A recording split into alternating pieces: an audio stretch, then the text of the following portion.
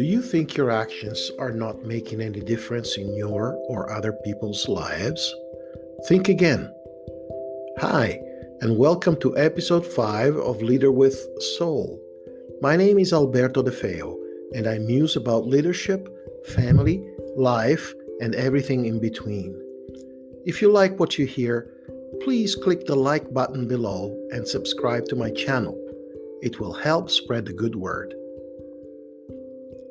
When I was a kid, I had a school teacher that thought all of his students should study the lives of those who had made some considerable contribution to humanity. This teacher was an idealist, and through his passion, he was able to influence not only me, but the whole class. In fact, when I look at my classmates' lives today, after 45 years from the teachings of this teacher, I see great people that have been able to accomplish much in life and give to others in order to make a difference in their lives. What a great legacy from a man who truly believed in the power of one. He did not believe in becoming famous to accomplish the greater good. Rather, he believed that most of the greater good is accomplished by people like you and me. From his teachings, I vividly remember two great people whose vision and thinking have affected my life in a considerable way.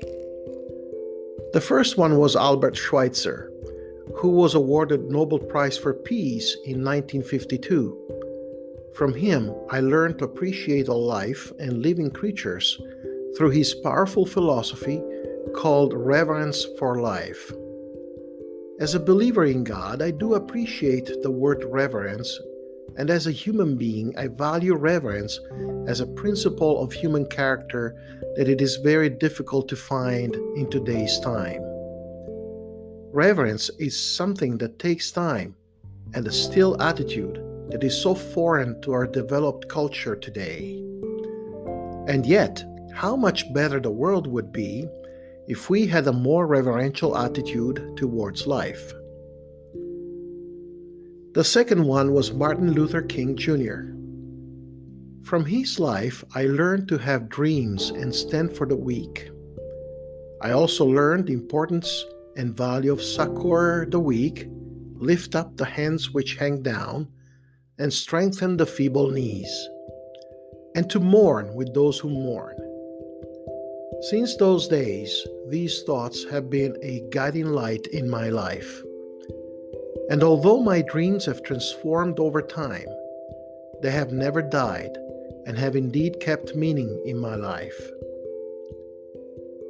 All my life, I have sought for people that I could look up to and learn from. In doing this, I have found inspiration and meaning. I have seen the power of one in action over and over again. I felt inspired and motivated to the point of wishing to be an inspiration myself. One such a person is a former mayor with whom I worked. His name is Rick Gibson. He had transformed his life from that of an addict struggling with drugs, alcohol, and strong negative emotions to one of leadership, entrepreneurship, caring, and compassion. He turned around his life thanks to one person, and now he is the one who helps others to find themselves. He is a truly inspiring man. When he told me he was not running for office again, I felt extremely sad, but I knew at that moment that to honor him for what I had learned from him, I had to be my best with whatever new mayor I would have to work with. I will never forget him.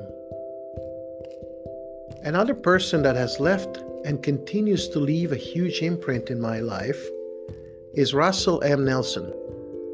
I don't know him personally, but my brother does. And Dr. Nelson has been a huge influence in my brother's and my brother's family's life. He has inspired millions throughout his life. First, as a world-renowned heart surgeon who was part of the team that invented the first heart-lung bypass machine employed to support open heart surgery. and now as the president of a worldwide church, which, under his direction, has, in the last 3 years, changed this faith's perspective in many fundamental ways. However, this is not really what has made him a power of one person in my life. What has is his life-changing interactions with my brother, who saw his life changed in a day when he met Nelson for the first time. I have seen the transformation in my brother's eyes and heart. Not that my brother was not remarkable before, but he has become extraordinary because of Russell M. Nelson. I hope that in the days to come and for the rest of my life, I can be a power of one for others, and that others can take these words and become a power of one for their friends and family. This world is in desperate need of these people, leaders that need no title to be influencers for good. My invitation to you is to write down the names of 3 people that have had a profound positive effect on your life. Think about why you feel that way, what they did to make you consider their names, and think of how you can honor their contribution to your life. Then ask the question, how can I be a good influence to others? And when you have the answer, do it. I hope you enjoyed this episode of Leader with Soul. Spread the word. Until the next time.